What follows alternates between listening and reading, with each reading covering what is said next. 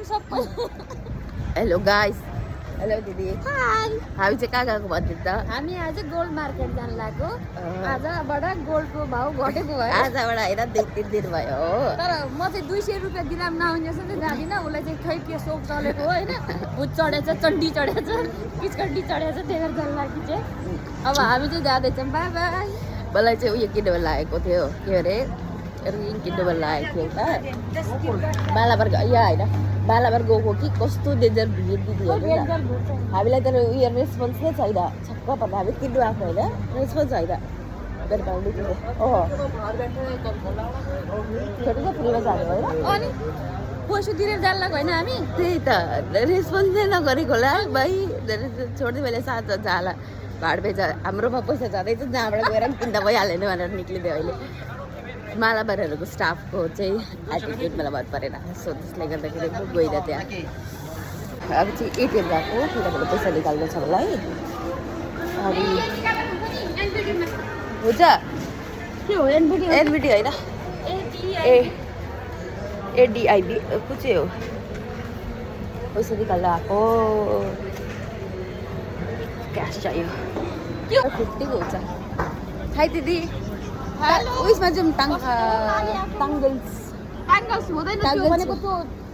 टाङ्गल्स जाऊँ न त्यो पनि सुनै दोकान हो सुन दोकान पनि त्यो मन पर्दैन मलाई एकपल्ट हेरेर आउँदा भइहाल्छ त हामीलाई त गोल्डै हो डायमन्ड हो गोल्ड हो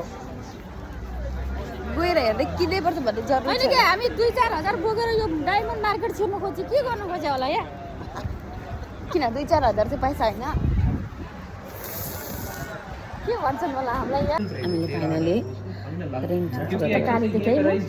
मलाई त यस्तो देखिरहेको छ यहाँबाट मैले त प्लेन हेरेको छु एउटा रेन्ट हेरेर कस्तो भइरहेको छोरालाई तर पनि सुन किन्न पर्दैन त्यस्तो गरेर तर पनि सुन किन्न पर्ने सुन भने ठुलो कुरो केही होइन रहेछ जरो नै छ पैसाले बुढाहरूले सुनहरू आंध्र प्रदेश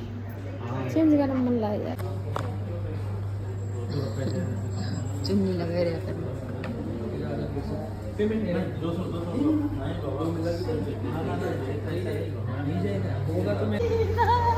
हामी चाहिँ घुमै हामीलाई चाहिँ आज ईद लागेको छ हामी चाहिँ उनीहरूले लान्छ है ईद गइसकेर कहिले होइन होला ईद लाग्यो अरे होइन नेपालीको ईद हो यो अघि मैले हामी के गोल्ड किन्न गयो भने कि मैले यो रिङ किनेको है साथी हो यस्तो खालको किने होइन मान्छेले सोध्दैन को तसँग हेऱ्यो हेर त्यहाँ टिकटकमा मेरो दिदी हो अपलोड गर्दा छान्दिउँ